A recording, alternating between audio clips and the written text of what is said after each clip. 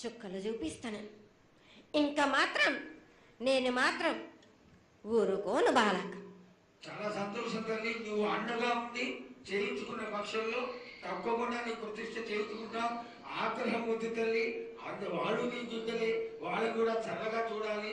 తర్వాత ఈ సంవత్సరం పసిపిల్లలు బాగా అందరూ ఎలా ఉంటారు, వర్షాలు లేవనుకున్నటువంటి వర్షాలు నువ్వు రాగానే 15 రోజుల్లో ఇంచుమించుగా సరిపడేటటువంటి వర్షాలు కురిసినాయి.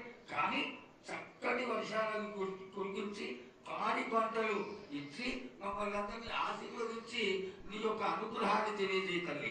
పాడి పంటలేనా దానికి సమానంగా ఉన్నది బాలకు. గత ఏడు చెప్పినట్టు ఈ ఏడు కూడా మీకు వర్షాలు మాత్రం కుంభ వర్షాలు ఉన్నాయి. జనాలు మట్టుకు జాగ్రత్తగా ఉండాలి.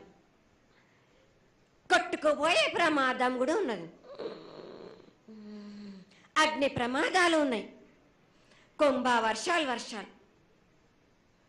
ఏడేడు కాదు, ఈ ఏడు భారీగా ఉన్నాయి.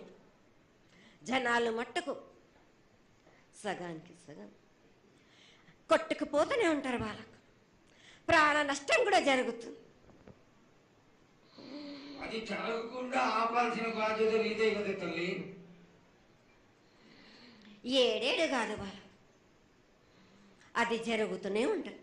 కానీ ఈ ఏడు మాత్రం భారీగా ఉంటాయి. ప్రమాదాలతో పాటు వాయు వరుసలు లేకుండా జనాలు మటు బాలవచ్చలు ఇట్లా ప్రవర్తిస్తుంటారు. ఎట్లెట్లా ఈ విధంగా మీరు చేస్తుంటారు.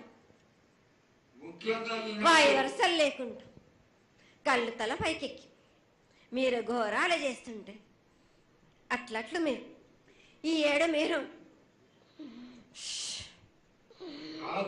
ప్రమాదాలు జరుగుతూనే ఉంటాయి.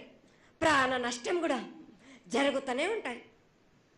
వాళ్ళని మాత్రం నేను మాత్రం వదిలిపెట్టాను. నేను ఈ ఏడు నాకు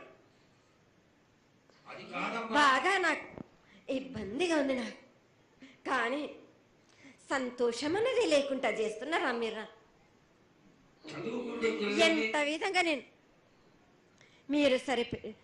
మీరు మట్టుకు సరిపెట్టుకుంటున్నాను అనుకుంటున్నాను. యువతకి సరైన బుద్ధి కలిగించి అందరూ సన్మార్గంలో ఉండాలని నువ్వు ఆశీర్వదించే తీరాలి తల్లి. ఎందుకంటే